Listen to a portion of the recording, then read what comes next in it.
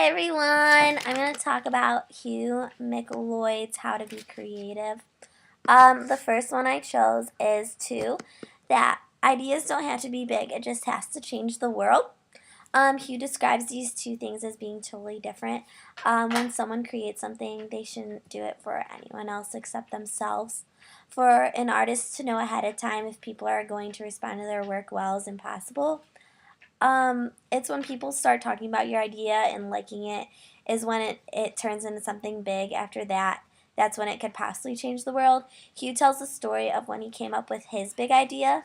He explains that sometimes when you're not even trying or when you stop caring about impressing others and focus more on doing art or whatever you love out of enjoyment is when you can really create something wonderful.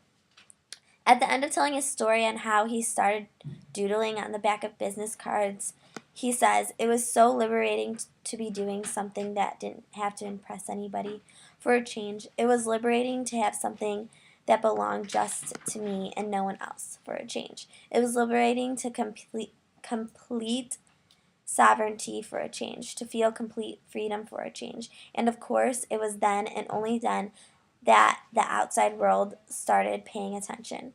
After I finished reading number 2, I decided to check out some of Hugh's work, and I really liked some of his pieces. Through explaining the next two examples of creative ideas that Hugh talks about, I'll be showing you some of the pictures that he created that I liked. The next idea that I liked was number 6. Everyone is born creative. Everyone is given a box of crayons in kindergarten. Hugh starts this out by saying, "Then, when you hit puberty, they take the crayons away and replace them with books." I take this as when we are younger, we're more encouraged to use our imaginations, but as we grow older, they are more focused on academics than having us being creative. As we grow older, we want that creative part of us back. Some of us willing to take the chance while others are too afraid to take the risk. Hugh goes on to say that they're only crayons. You don't fear them in kindergarten. Why fear them now? Your wee voice doesn't want you to sell something. Your wee voice wants you to make something. I like this quote a lot because when people create something, they should be more focused on themselves than their audience or critics. They should be wanting to impress themselves, not wanting to impress others so they could sell others their work. I think when Hugh says crayons, he means creative ideas. When we're younger, we are more, we're busting out with more ideas, and we aren't afraid to show it, but as we grow, we become more fearful of people's judgments. The last one I chose was number 19, Sing in Your Own Voice. This one is short, but I think it's just as important as the others.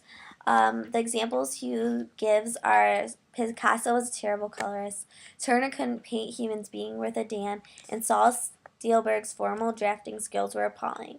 He went on to give a few more examples, but what sums up this short paragraph is that none of their disabilities stopped them from overachieving in what they could do and what they were amazing at.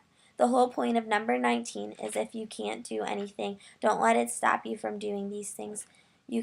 Because you can end up being very successful. I think these are all really good concepts because they are how to be more successful on your own terms without worrying about what others may think. I think these suggestions can be useful in my creative life because sometimes I am afraid, I guess, to put my creative input in.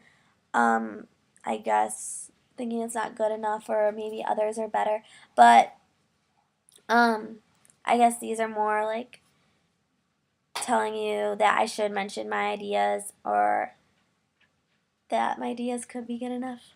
And I don't know, I just really like these, and I think I already apply a lot of them to my life anyway. So I don't know. Bye everyone.